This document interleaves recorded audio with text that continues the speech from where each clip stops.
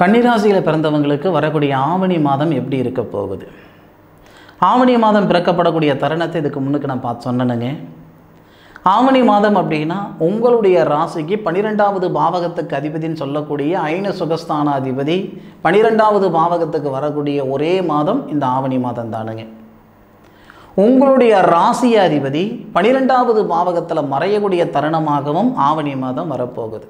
ஆனாலும் இந்த மாத தொடக்கத்திலேயே 3வது பாவகத்துக்கு அதிபதினு சொல்லக்கூடிய செவ்வாய் உங்களுடைய ராசியில் 11வது பாவகத்துக்கு அதிபதினு சொல்லக்கூடிய சந்திரனுடைய சாரத்தில் இருக்கிறது சிறப்பு.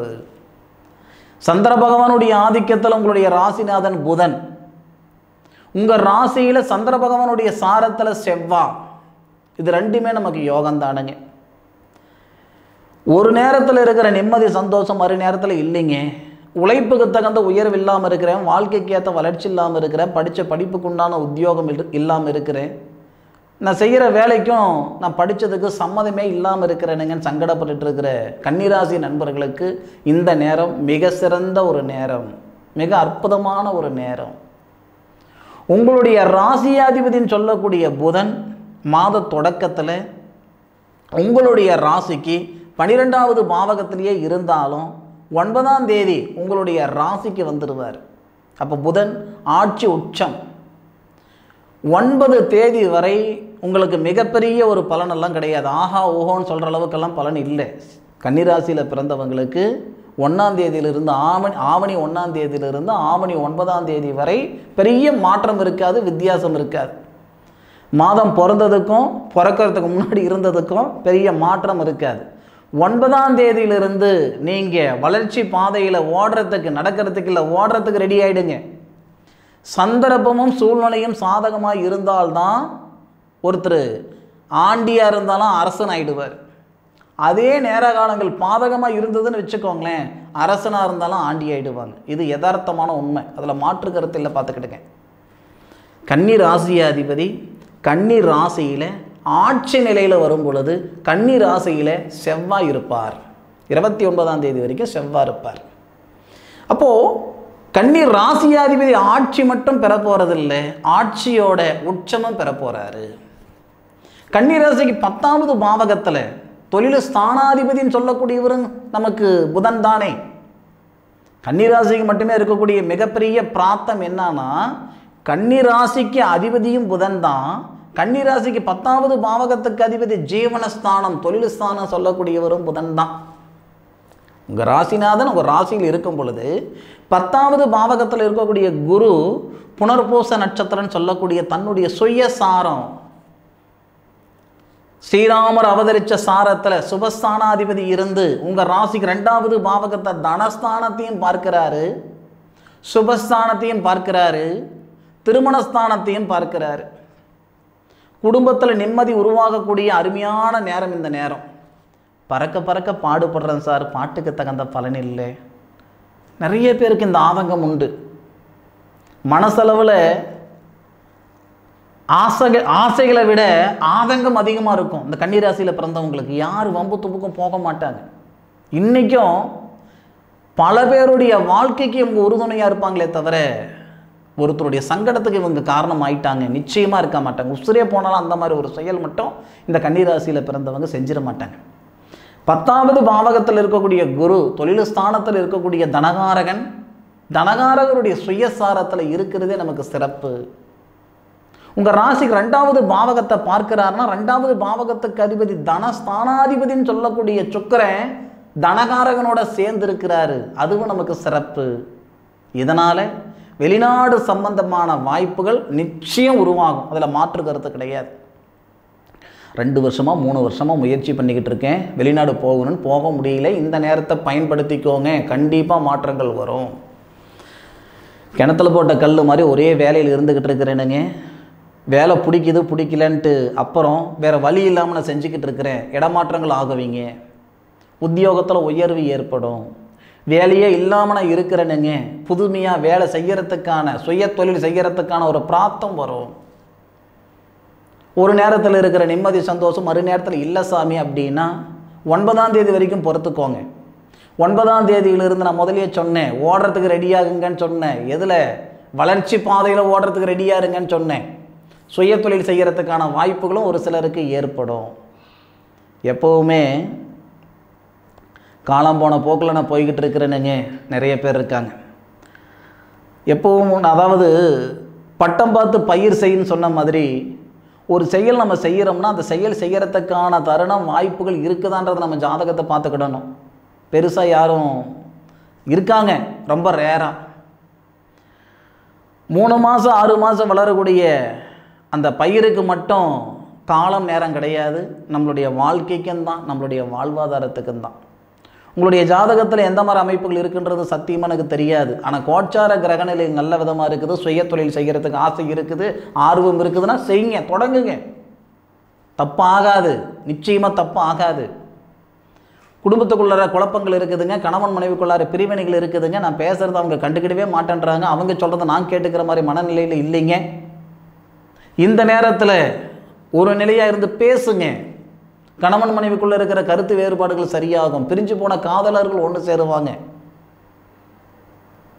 இது நல்ல ஒரு தருணமாக இருக்கு. அசுரகுருவும் தேவகுருவும் சேர்ந்து இருக்கிறது. குடும்பஸ்தானாதிபதினு சொல்லக்கூடிய சுக்கிரன், சுபஸ்தானாதிபதி திருமணஸ்தானாதிபதினு சொல்லக்கூடிய குரு கூட சேர்ந்து குரு பகவானுடைய சாரம் வாங்கியிருக்கிறார். திருமணக்காரகன் திருமணஸ்தானாதிபதி சாரம் வாங்கி திருமணஸ்தானாதிபதியோட சேர்ந்து இருக்கிறது. நல்ல சந்தர்ப்பம், நல்ல வாய்ப்பு. வாழ்க்கை வாழ்கிறதுக்கு தான்.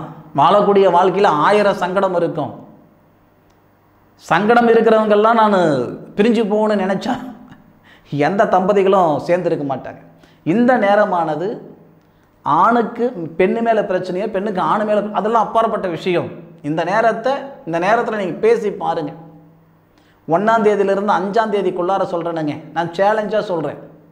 பிரியணும்னு நினைக்கக்கூடிய தம்பதிகள் கூட 1லேருந்து 5 தேதிக்குள்ளே கொஞ்சம் நிதானமாக யோசனை பண்ணி பார்த்தீங்க அப்படின்னா, ஏன் பிரியணும், எதுக்காக பிரியணும், என்ன அவசியத்துக்காக பிரியணும் அப்படின்ற மனநிலைக்கு வந்துடுவீங்க. குடும்பத்துக்குள்ளார நிம்மதி வரக்கூடிய நேரம், சந்தோஷம் வரக்கூடிய நேரம். மனுஷனுக்கு வாழ்வாதாரம் முக்கியம் தானேங்க. வாழ்வாதாரம், வாழ்க்கை சரியாக இருந்தால் தான் வாழ்வாதாரம். வாழ்க்கையே இல்லாதவனுக்கு வாழ்வாதாரம் இருந்தால் என்ன, இல்லாட்டி என்ன? என்னங்க நான் சொல்கிறது? இது சிறந்த ஒரு நேரமாக இருக்கும். 3வது பாவகத்துக்கு அதிபதி தைரியஸ்தானாதிபதி செவ்வாய். கும்பராசியில் பிறந்தவங்களுக்கும் கன்னிராசியில் பிறந்தவங்களுக்கு மட்டுமே தைரியஸ்தானாதிபதி செவ்வாய் ஒருவர். அது என்னவோ தெரியல, இந்த கும்பராசியில் பிறந்தவங்களும் இந்த கன்னிராசியில் பிறந்தவங்க மட்டும் அண்ணன் தம்பி அக்கா தங்கச்சி இவங்க மேலே தீராத ஒரு பற்றுதல். 10 ரூபாய் சம்பாதிச்சாலும் அந்த 10 ரூபாய் தம்பிக்கார எடுத்துகிட்டு போகிறான், அவன் நல்லா இருக்கட்டும், அண்ணங்கார எடுத்துகிட்டு போகட்டும். இந்த மாதிரி கூட பிறந்த பிறப்புகள் மேலே இனம் புரியாத ஒரு பற்றுதல். தனக்கு பிறந்த பிள்ளைகள் எப்படியோ, தன் வயிற்றில் பிறந்த பிள்ளைகள் எப்படியோ அதே மாதிரி தன்னுடைய அண்ணன் தம்பியை பார்க்கக்கூடிய மிக சிறந்த ஒரு குணம் இந்த கன்னிராசியில் பிறந்தவங்களுக்கு இருக்கும், கும்பராசியில் பிறந்தவங்களுக்கு இருக்கும். நீங்கள் ஒரு செகண்ட் நீங்கள் சிந்திச்சு பார்த்தீங்கன்னா எப்படியா நீ சொல்கிறேன்னு சொல்லுவீங்க. நிச்சயமாக உண்மை, அதில் எந்த விதமாக மாற்று கருத்து இல்லை. ஆனால் இன்னொரு விஷயம், அந்த அண்ணன் தம்பிகளால் மூஞ்சி உடஞ்சி முகர உடஞ்சி வந்தாலும் ஆனாலும் அவங்க மேலே ஒரு அந்த ஈர்ப்பு இருக்க தான் செய்யும். சரிங்களா? இந்த கன்னிராசியில் பிறந்தவங்களுக்கு சரி, கும்பராசியில் பிறந்தவங்களுக்கு சரி. அப்போது அந்த செவ்வாய் உங்களுடைய ராசியில் இருக்கிறார். இந்த மாதத்தில் 29ஆம் தேதி வரைக்கும் இருக்கிறார். லாபஸ்தானாதிபதினு சொல்லக்கூடிய சந்திர பகவானுடைய சாரத்தில் இருக்கிறார். அது நான் முதல்ல சொன்னேனுங்க, வெளிநாடு போகிறதுக்கான பிராப்தம் ஏற்படும்ட்டு. நிறைய பேர் கன்னிராசியில் பிறந்தவங்க என்னுடைய ஆய்வு பிரகாரம் வெளிநாட்டில் இருந்திருக்காங்க, வீடு வாசல் வாங்கியிருக்கிறாங்க, வெளிநாட்டு சிட்டிசன் ஆகியிருக்காங்க. அப்போ இது ஒரு சிறந்த ஒரு தருணமாக இருக்கும். அதில் மாற்று கருத்து இல்லை. பாருங்கள், ஒரு செயல் செய்யும் பொழுது செய்யலாமா வேண்டாமா 2 மனசு இருக்குது பாருங்கள்.